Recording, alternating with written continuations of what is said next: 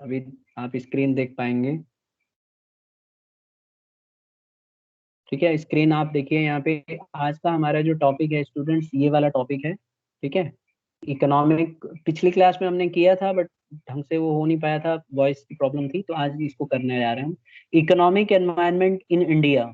देखिए, सबसे पहले हम लोगों ने डिस्कस किया है कि बिजनेस एनवायरनमेंट क्या है। तो बिजनेस एनवायरनमेंट मैं समझता हूँ सबको क्लियर हो गया है कि बिजनेस एनवायरनमेंट वो सारे फैक्टर्स का सम होता है जो बिजनेस को अफेक्ट करते हैं और बिजनेस उस पर कंट्रोल नहीं कर सकता। डायरेक्टली या इनडायरेक्टली बिजनेस को वो हार्म करते हैं। ठीक है, और उसके हमने सारे फैक्टर्स डिस्कस किए थे। सोशल हो, इकोनॉमिक हो, ठीक है, और लीगल हो, या फिर आप देखोगे इंडिविजुअल, सारे फैक्टर्स हम डिस्कस कर चुके हैं। अब आज जो हम लोग करेंगे economic environment in India.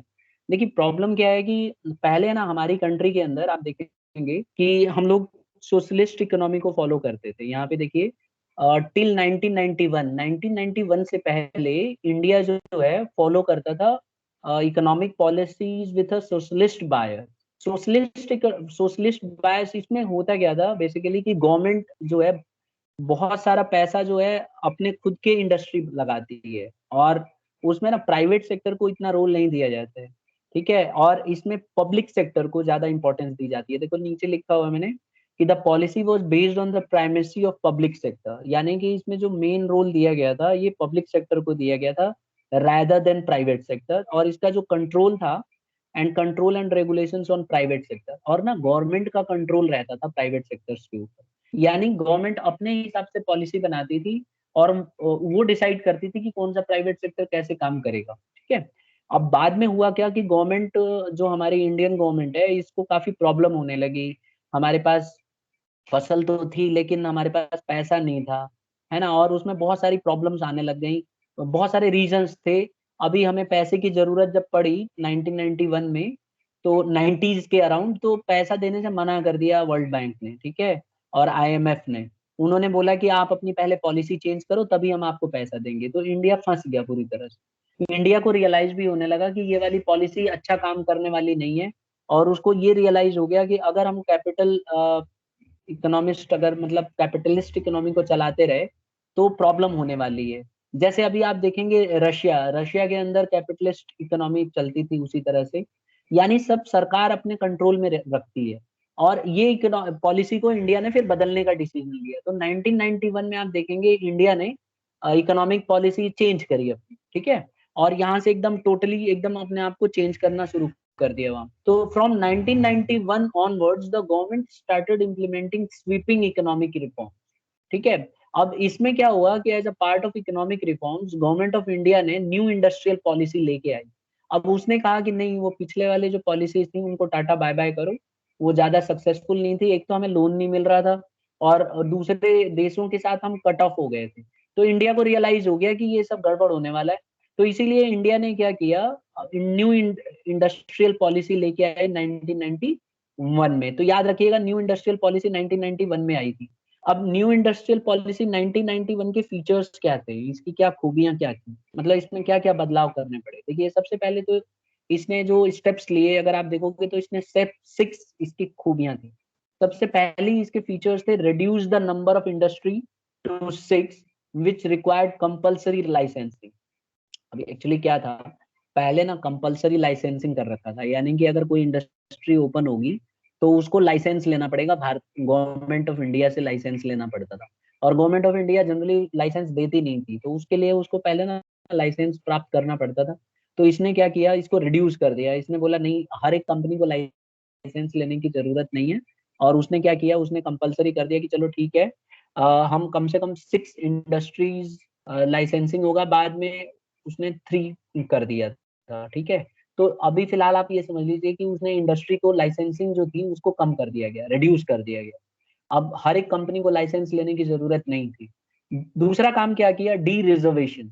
D reservation में क्या किया, पहले पब्लिक सेक्टर को रिजर्व करके रखा हुआ है। ठीक है, अब क्या किया इसने कि पब्लिक सेक्टर का अगर आप देखोगे तो रोल बढ़ा दिया है इसने। ठीक है, रोल ऑफ पब्लिक सेक्टर को आगे बढ़ाया गया। Many of the industry reserve for public sector under the earlier policy वो डी रिजर्व। बहुत सारी पॉलिसी को रखा गया था रिजर्वेशन कोटा के तहत, उनको डी रिजर्व कर दिया।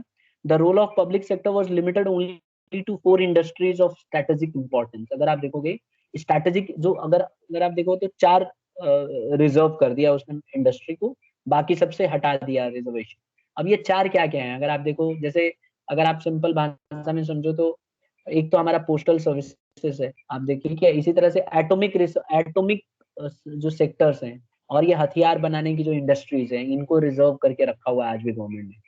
इंडिया के अंदर ना रिजर्वेशन प्राइवेट सेक्टर को नहीं दिया, नहीं तो ये लोग हथियार बना के सप्लाई करने लगेंगे। जैसे अमेरिका में देखते हो ना, अमेरिका में क्या है, अमेरिका में अगर आप जैसे हम लोग चावल और गेहूं और ये सब खरीदने जाते हैं ना मार्केट में, वैसे ही अमेरिका में कोई भी व्यक्ति लाइसेंस मतलब अम्यूनेशंस ले सकता है, हथियार बंदूक ले सकता है, राइफल ले सकता है। इंडिया में अगर अलाउ कर दिया तो क्या होगा, इंडिया में अलाउ कर दिया तो आए दिन न्यूज आएगी, भाई पता लगा पड़ोसी को झगड़ा हुआ, जाके उसको लगा दिया उसने कनपट्टी पे और उड़ा दिया उसको। तो वहां ऐसे ही होता है। अब वहां पे ये पॉलिसी अलग है, यहाँ इंडिया में अभी भी रिजर्वेशन है।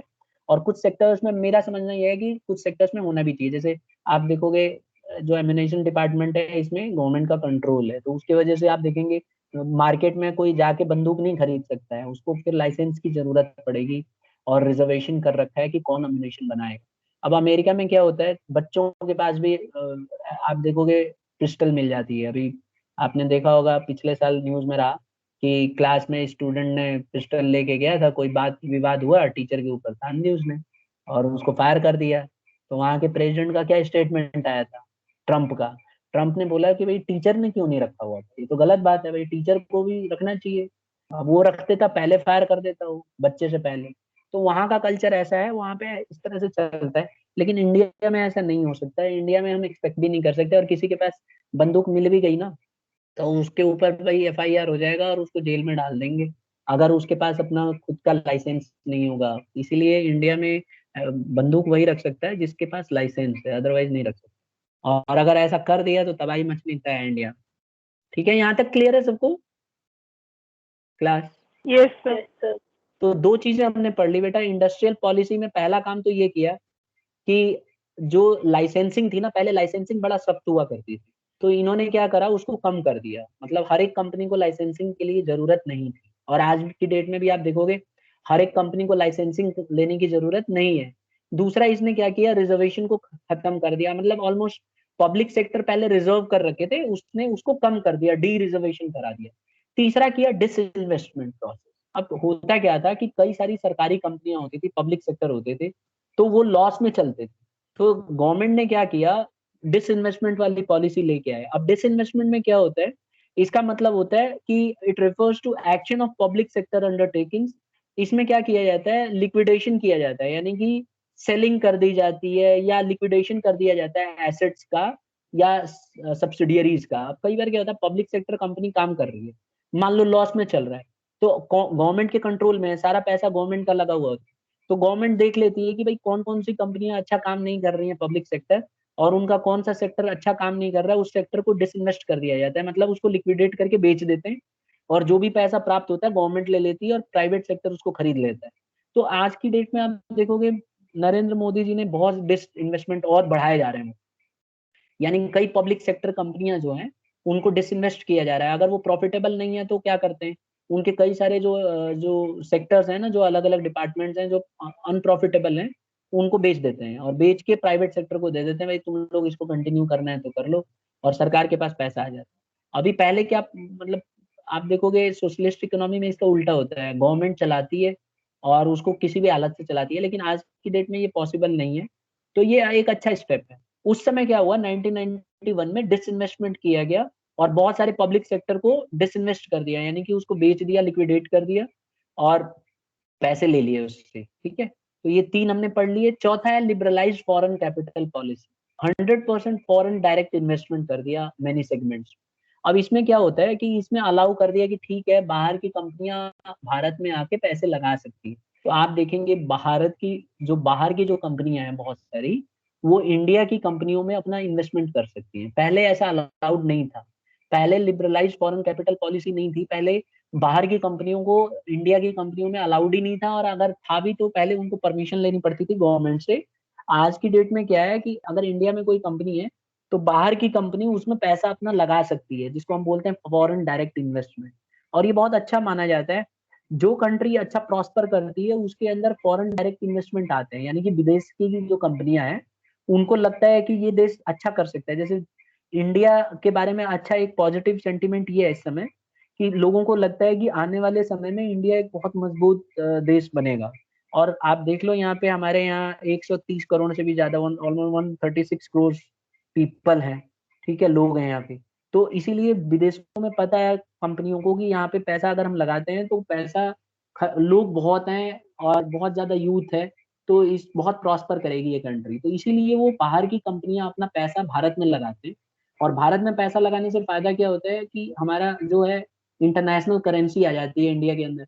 तो इससे इंडिया मजबूत हो जाता है और महंगे महंगे बाहर की चीजों को इम्पोर्ट कर सकता है और बाहर की टेक्नोलॉजी ला सकता है। तो इससे बहुत फायदा होता है। अभी कोरोना का जो पिछले साल जब कोरोना फर्स्ट वेव आई थी तो इंडिया में सबसे ज्यादा एफडीआईज आए हैं, मतलब इंडिया काफी फायदा रहा इससे इंडिया को कि हर जगह की कंपनियां अपना पैसा निकाल निकाल के भारत में बहुत इन्वेस्ट किया उन्होंने। ठीक है, इसीलिए आप देखोगे हमारा शेयर मार्केट बहुत तेजी से बढ़ा है। इतना सब उल्टा होने के बाद ऑलमोस्ट सभी कंपनियां लॉस में जा रही हैं अगर एग्रीकल्चर सेक्टर को छोड़ दें तो। उसके बावजूद भी आप देखो हमारे इंडिया के अंदर कई लोगों ने मतलब जो बाहर के जो लोग हैं उन्होंने पैसे लगाए हैं, बाहर की कंपनियों ने पैसे लगाए हैं। तो इससे फायदा होता है और कंट्री जो है इंपोर्ट कर सकती है। तो ये चीज किया 1991 में गवर्नमेंट ने। ठीक है, ये पॉलिसी 100% डायरेक्ट इन्वेस्टमेंट लाने के लिए तैयार हो गए और उसका फायदा आज दिख रहा है। और फिर नेक्स्ट स्टेप क्या, फीचर क्या है इसका, granted permission for technology agreements with foreign company. बाहर की कंपनियां अपनी टेक्नोलॉजी को इंडिया में ला सकती है, ऐसा गवर्नमेंट ने अलाउ कर दिया। तो उसके वजह से आप देखोगे कि जहां पे भी कोई नई टेक्नोलॉजी आती है तो भारत के अंदर वो टेक्नोलॉजी अवेलेबल हो जाती है और इसका बहुत ज्यादा फायदा होता है। आप देखेंगे ऑटोमेटिक परमिशन जो है ग्रांट कर दी गई है टेक्नोलॉजी की, और इससे बाहर की कंपनियों का आप कहीं की भी टेक्नोलॉजी आप भारत में ला सकते हैं। तो आप देखो मेडिकल सेक्टर में कितना फायदा हुआ है। आप देखेंगे आप हॉस्पिटल्स में जाएंगे तो बहुत सारे बाहर की टेक्नोलॉजी यूज होती है। ठीक है, अभी भी हम बहुत पीछे हैं बट फिर भी आप देखेंगे बाहर कंट्रीज में जो एडवांस टेक्नोलॉजी यूज की जाती है मेडिसिन के लिए, वहां पे क्या है, ऐसी ऐसी मशीन्स हैं जो सीधा स्कैन कर देती है पूरी बॉडी को ही। तो वहां पे यहाँ की तरह नहीं है, वहां पे जाते हैं सीधा स्कैन, बड़ी बड़ी हैवी हैवी मशीन्स होती हैं, वो डायरेक्टली स्कैन करके कंप्यूटर पे बता देंगे कि इस पर्सन को ये बीमारी है और ये विटामिन की कमी है, ये इलाज है, उसका पूरा ट्रीटमेंट का वो बता देते हैं, क्योर इसका क्या क्या करने पे कैसे सही होगा, डायरेक्ट इलाज हो जाता है। इसीलिए देखोगे यहाँ पे नेता अभिनेता सब भाग के विदेश में क्यों जाते हैं, इसीलिए जाते हैं क्योंकि वहाँ पे टेक्नोलॉजी ज्यादा अच्छी है। ऑल्दो इंडिया भी उसको खरीद सकती है टेक्नोलॉजी को, बट बहुत कॉस्टली होने की वजह से अभी हॉस्पिटल्स उतना अफोर्ड नहीं कर पाते हैं। बट फिर भी आप देखेंगे अच्छे हॉस्पिटल सपोर्ट करते हैं तो वो लोग वो टेक्नोलॉजी को लाते हैं, लेट ही सही लेकिन हम लोग टेक्नोलॉजी लाते जरूर। ठीक है, तो ये इससे एक सबसे बड़ा फायदा ये हुआ आज की डेट में, आप देखो इसका कितना यूज हो रहा है। और सबसे लास्ट, वैसे मैं आपको बताऊं अगर उस समय टेक्नोलॉजी नहीं लाते हम लोग, ये परमिशन नहीं देते और हम इंडस्ट्रियल पॉलिसी में बदलाव नहीं लाते तो आज की डेट में हमारे पास टेक्नोलॉजी हमारे देश की खुद की होती। अब उसका फायदा और नुकसान है। फायदा ये है कि हमारी कंट्री किसी ना किसी तरह से टेक्नोलॉजी को बढ़ाने की कोशिश करती, लेकिन नुकसान ये है कि जरूरी नहीं है कि हर एक टेक्नोलॉजी हमारे पास होती। तो ऐसे में हम लोग पीछे रह जाते दूसरे देशों से। अभी आज की डेट में अगर हम कोई चीज हमारे पास नहीं है तो हम उस टेक्नोलॉजी का यूज कर सकते हैं दूसरे कंट्री के साथ एग्रीमेंट कर। और लास्ट इसने क्या किया, लास्ट फीचर क्या है कि सेटिंग अप ऑफ FIPBs। इसने क्या किया, सेटअप किया foreign investment promotion board to promote foreign investment in India. इस बोर्ड का काम क्या होता है, फॉरेन इन्वेस्टमेंट करने के लिए प्रमोशन करता है, प्रमोट करता है, बढ़ावा देता है। तो ये हम लोगों ने 6 पॉलिसीज का इस्तेमाल किया। आप देखो यहाँ पे, तो ये 6 फीचर्स हैं इंडस्ट्रियल पॉलिसी की। कौन कौन सी एक बार फिर से याद कर लेते हैं। मैंने हाईलाइट किया हुआ है स्क्रीन पे, आप देख सकते हो। रिड्यूस किया कंपलसरी लाइसेंसिंग, जिसमें लाइसेंसिंग को कंपलसरी लाइसेंसिंग हटा दिया, सबको कंपलसरी नहीं रखा, 6 इंडस्ट्री कर दी।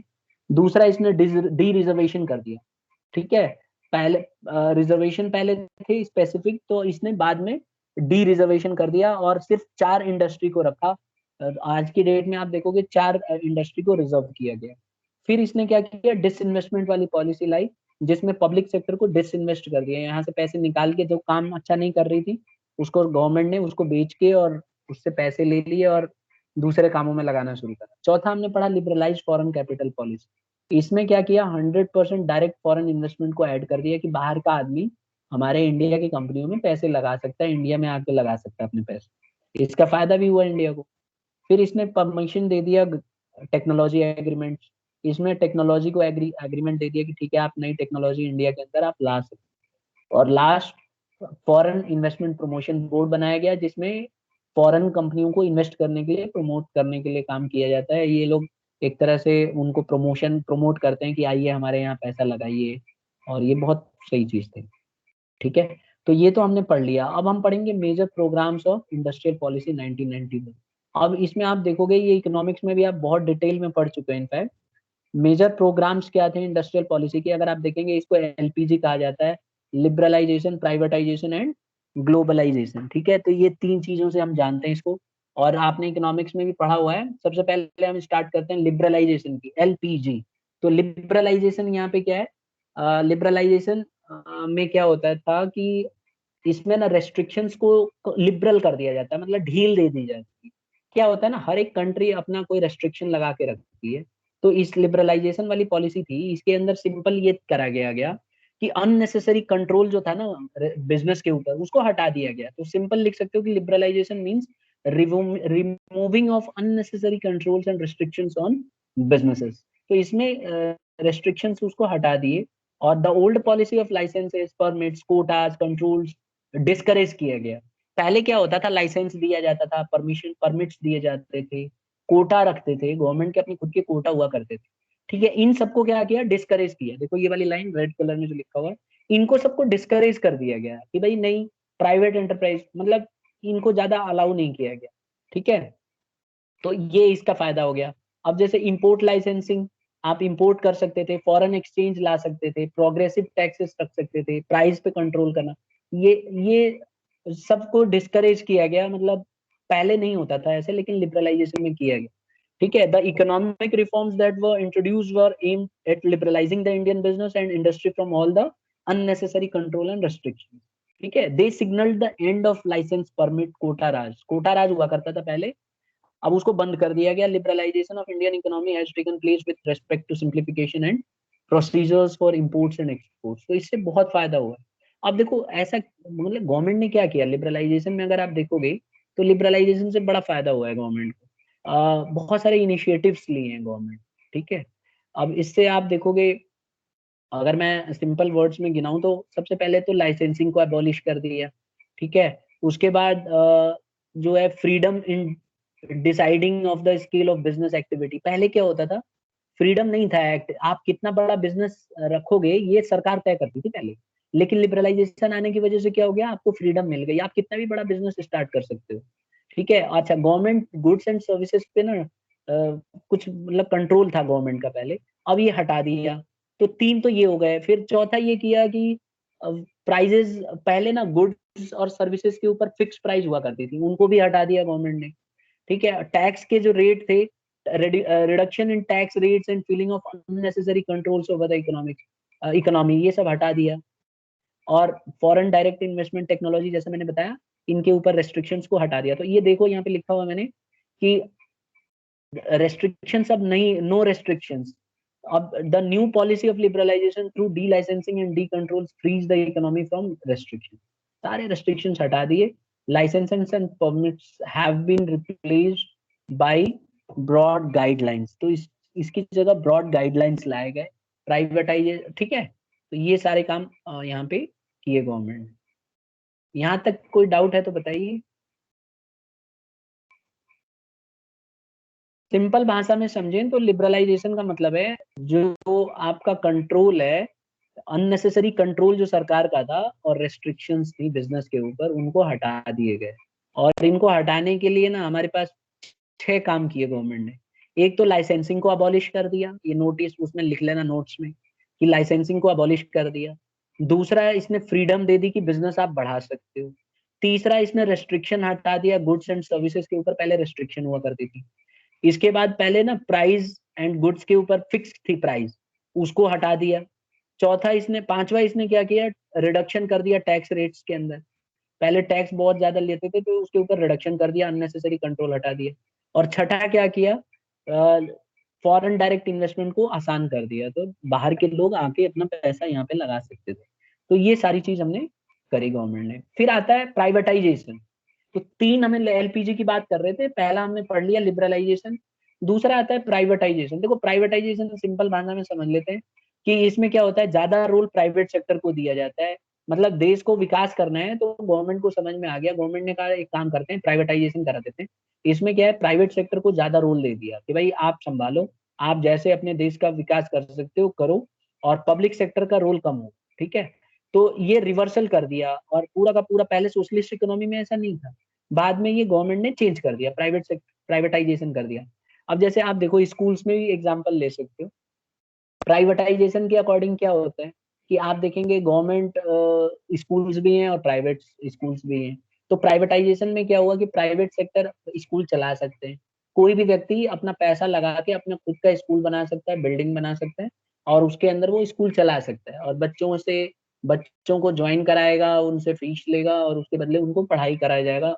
तो आप देखेंगे अगर गवर्नमेंट स्कूल्स में और प्राइवेट स्कूल्स में यही फर्क है कि प्राइवेट स्कूल्स में गवर्नमेंट का कोई रोल नहीं है, वहां पे जो ओनर है या फिर जो ऑर्गेनाइजेशन है वो इसको कंट्रोल करती है, वो अपना पैसा लगाती है, बच्चों से फीस वसूल करती है और उससे पढ़ाती है और सुविधाएं देती है। इसी तरह से गवर्नमेंट स्कूल्स में क्या होता है, बच्चों से कम फीस चार्ज किया जाता है, लेकिन आप देखोगे क्योंकि गवर्नमेंट के पास फिर इतना पैसा नहीं रहता, तो वो उतना स्टैंडर्ड अच्छा नहीं कर पाती है। ठीक है, तो अब गवर्नमेंट को पैसा भी तो चाहिए, तो गवर्नमेंट के पास अगर पैसा होगा तो वो स्कूल्स का फैसिलिटी करेगी, अपने खुद के टीचर्स अपॉइंट करेगी, उनकी केयर करेगी, उनकी देख रेख करेगी, उनकी सैलरी देगी, बच्चों से फीस बहुत कम लेगी, और उनको बहुत अच्छा क्वालिटी की एजुकेशन देने की कोशिश करेगी। अब ये दोनों है, इसी तरह से हॉस्पिटल्स में देख सकते हैं, सरकारी अस्पताल भी हैं, प्राइवेट अस्पताल भी हैं, तो दोनों हैंड इन हैंड चल रहे हैं। तो अगर प्राइवेटाइजेशन में फायदा ये है कि प्राइवेट को कंट्रोल दे दिया, प्राइवेट हॉस्पिटल्स अपनी मनमर्जी चलाते हैं, अपने हिसाब से वहाँ के डॉक्टर्स फी अपना डिसाइड करते हैं पेशेंट को देखने के लिए। सरकारी हॉस्पिटल में सरकार देती है उनको पेमेंट, और जो है वो लोग इलाज करते हैं। तो दोनों एक चीजें एक साथ चल रही हैं। तो प्राइवेटाइजेशन करने से गवर्नमेंट को क्या फायदा हुआ कि पैसा गवर्नमेंट के पास कम होने की वजह से गवर्नमेंट ने जब प्राइवेटाइजेशन किया तो प्राइवेट लोग जिनके पास पैसा है उन्होंने अपने हॉस्पिटल्स खोल दिए, स्कूल्स खोल दिए, कंपनियां खोल दी, इंडस्ट्री खोल दी, और उसके वजह से लोगों को जॉब क्रिएट किया, जॉब दिया लोगों को, और अच्छी फैसिलिटी भी प्रोवाइड की। अगर आप देखोगे प्राइवेट हॉस्पिटल्स में अच्छे से इलाज होता है। ठीक है, although they charge lot of money, but इलाज अच्छा करते हैं, नहीं तो लोग जाएंगे ही नहीं। तो जिन जो अफोर्ड कर सकते हैं वो जा सकते हैं, ऐसे ही प्राइवेट स्कूल्स में भी होता है, अच्छी एजुकेशन मिलती है as compare to government schools most of the time. ठीक है, अगर आप देखोगे तो वो अपना अफोर्ड अगर कर सकता है इंडिविजुअल तो वो प्राइवेट स्कूल्स में पढ़ा सकता है, अगर वो चाहे तो गवर्नमेंट स्कूल्स में भी पढ़ा सकता है। तो दोनों ऑप्शंस खोल दिए गवर्नमेंट ने। तो प्राइवेटाइजेशन समझ गए कि इसमें क्या होता है, ज्यादा रोल प्राइवेट सेक्टर को दिया जाता है और नेशन बिल्डिंग के लिए उसका रोल बढ़ जाता है। पहले ऐसा नहीं था 1991 से पहले। और तीसरा क्या था, अगर मैं इसके मेन फीचर्स बताऊं तो दो काम किए इसने प्राइवेटाइजेशन में, एक तो डिसइन्वेस्टमेंट और डी रिजर्वेशन। इन दोनों को समझते हैं। डिसइन्वेस्टमेंट का मतलब क्या होता है कि अगर आप देखेंगे डिसइन्वेस्टमेंट में, स्क्रीन पे आपको दिख रहा होगा डिसइन्वेस्टमेंट, देखो एक सेकंड में इसको सही करता हूँ। हाँ देखिए, passing of ownership, control and management of public sector undertaking to the private sector. इसमें मैंने पीछे भी बताया आपको, डिसइन्वेस्टमेंट करने का मतलब होता है कि जो पब्लिक कंपनियां थी, पब्लिक सेक्टर थे, इन्होंने क्या करा, अपना कुछ बेच के और प्राइवेट सेक्टर को दे दिया कि भाई हमसे नहीं चल रहा है, आप चलाओ। तो इंडियन एयरवेज है जैसे, देखो अब इंडियन एयरवेज सरकार ने पहले लगाया था पैसा उसमें, अब नहीं चल रहा है तो वो बेच रहा है प्राइवेट सेक्टर को, डिसइन्वेस्ट कर रहा है। ठीक है, जहां लॉस होने लगता है वहां आपको डिसइन्वेस्ट करना ज्यादा बेटर है।